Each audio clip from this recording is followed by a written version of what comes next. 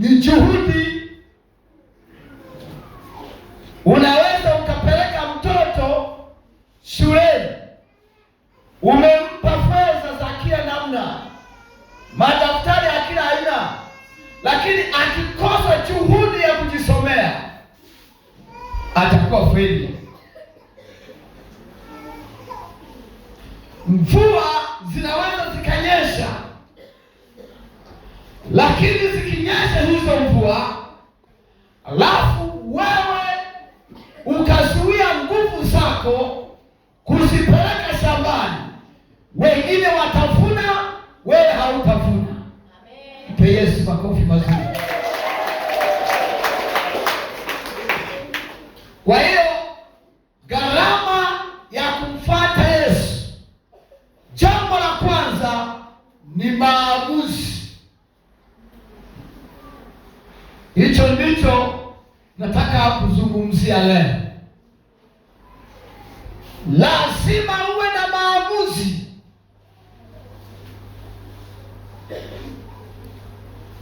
Bila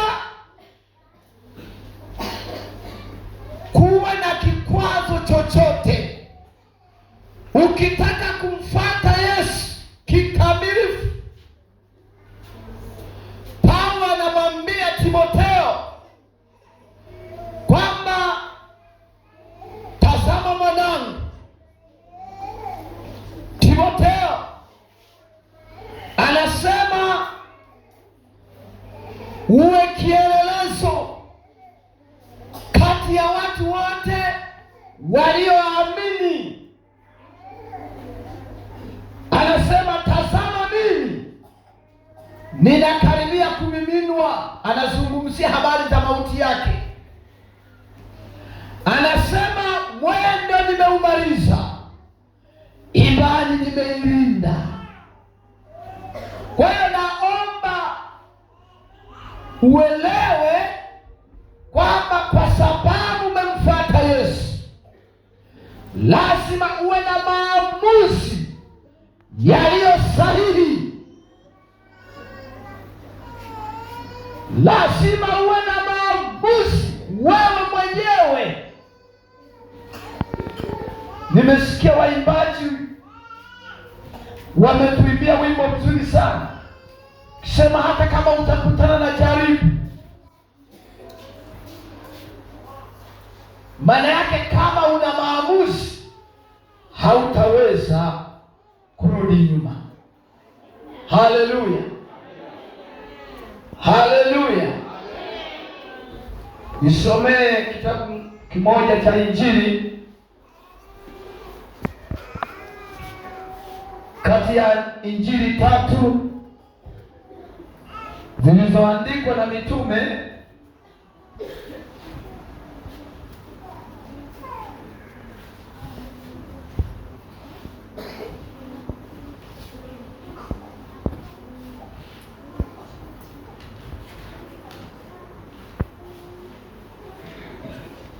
Moja ya Luka mtakatifu sura ya 9 mstari wa 57 hadi 63. Tuone watu watatu ambao walionyesha sababu wakati Yesu amewaita. Mtu mmoja alimwambia nitakufuata kokote utakakokwenda. Nitakufuata kokote utakakokwenda. Yesu akamwambia, mbweha wana pango, na ndege wa angani wana viota, lakini mwana wa Adamu hana pa kujilaza kichwa chake. Akamwambia mwingine, huyo alikuwa ni wa pili, nifuate. Akasema, Bwana, nipe ruhusa kwanza niende nikamzike baba yangu.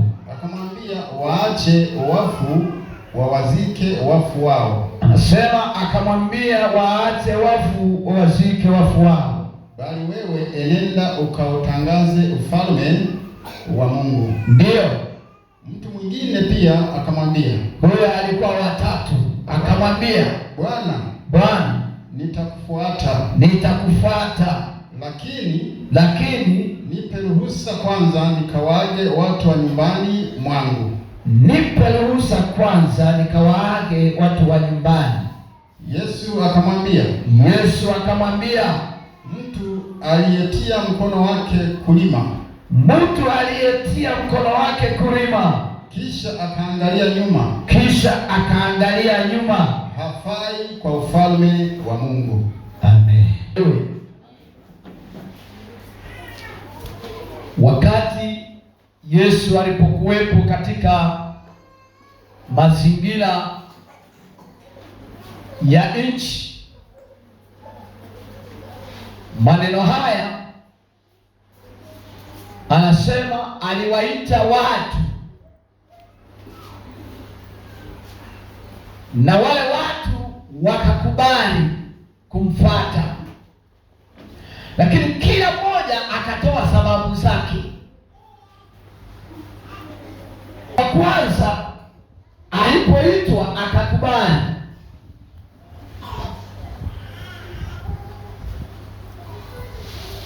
akakubali, kumfuata Yesu, lakini akawa na sababu. Haleluya!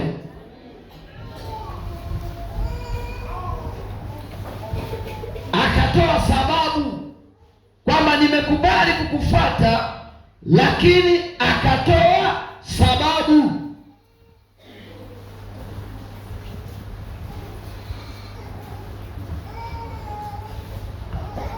Sasa ndugu yangu, ninakusihi, ninakuomba, mtu wa pili naye akaitwa, akasema nimekubali kukufuata, naye akatoa sababu. Yule mtu wa tatu, ninaomba tu uniruhusu nikawaage watu, ndugu zangu, baba na mama, marafiki zangu, jamaa zangu, nimekubali, nitakufuata. Nataka nizungumze neno moja. Yesu akasema aliyeingia shambani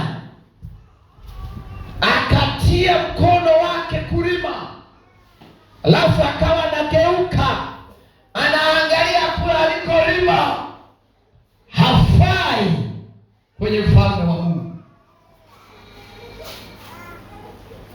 Bwana Yesu asifiwe sana. Uliye naye karibu, mshike mkono, mwambie hongera sana kwa kumfuata Yesu. Mwambie hongera sana kwa kumfuata Yesu. Haleluya! Maamuzi yako ni mazuri sana. Umechagua jambo jema sana. Lakini nataka nizungumze na wewe.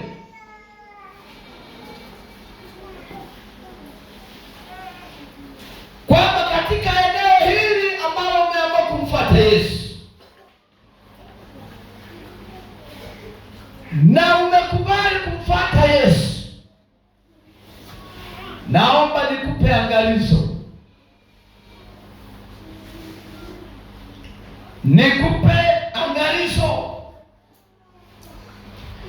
Kwamba katika utumishi wako, maamuzi yako uliyokubali kumfuata Yesu,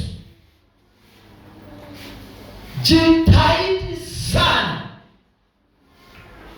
uingie kwenye utumishi, uingie kwenye eneo la kumtumikia Mungu.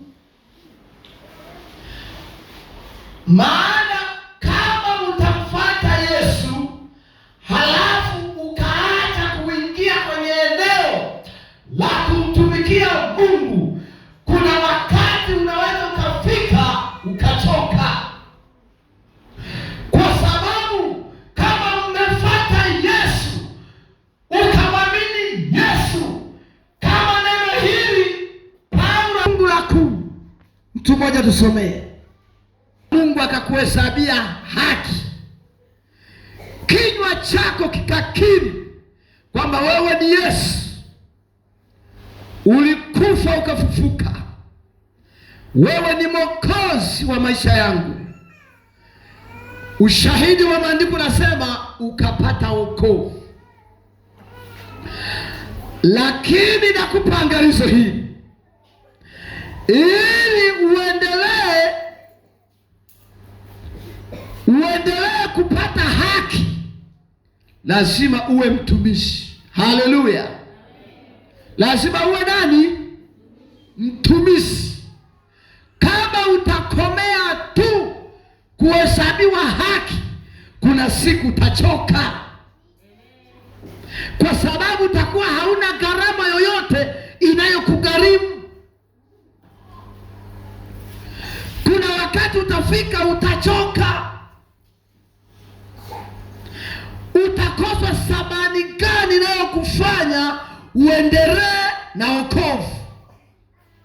Kwa lazima uwe na namba 2 baada ya maamuzi. Namba 2, lazima uwe mtumishi. Haleluya! Gharama ya kumfuata Yesu, namba 2, lazima uwe mtumishi. Mwambie mwenzako, karibu ndugu yangu kwenye utumishi wa Mungu. Muulize mwenzako, wewe ni mtumishi?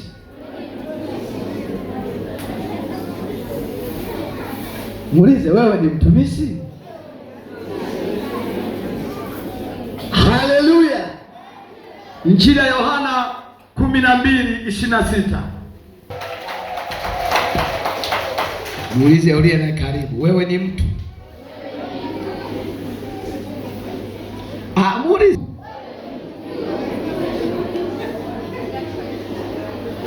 Nisikiliza vizuri. Tunachokiangalia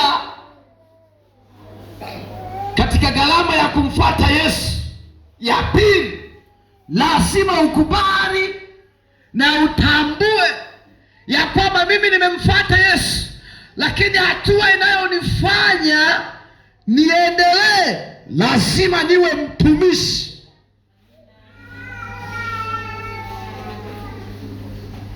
Lazima uwe mtumishi. Anasema mtu akinitumikia anifuate, nilipo mimi na mtumishi wangu ndipo atakapokuwapo. Tena mtu akinitumikia Baba atamheshimu. Haleluya!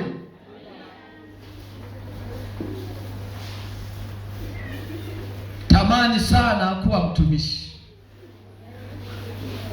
Haleluya! Tamani sana kuwa mtumishi. Hiyo ndiyo gharama. Mtumishi. Waimbaji, wahubiri wenzangu, umenisaidia. Mama mmoja aliyeishi kwenye nchi tunayoishi kama hii, japokuwa tu hakuishi Runasi,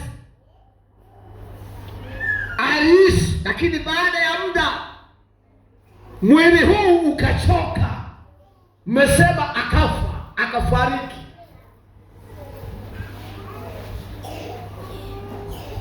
Lakini nini kilichomfanya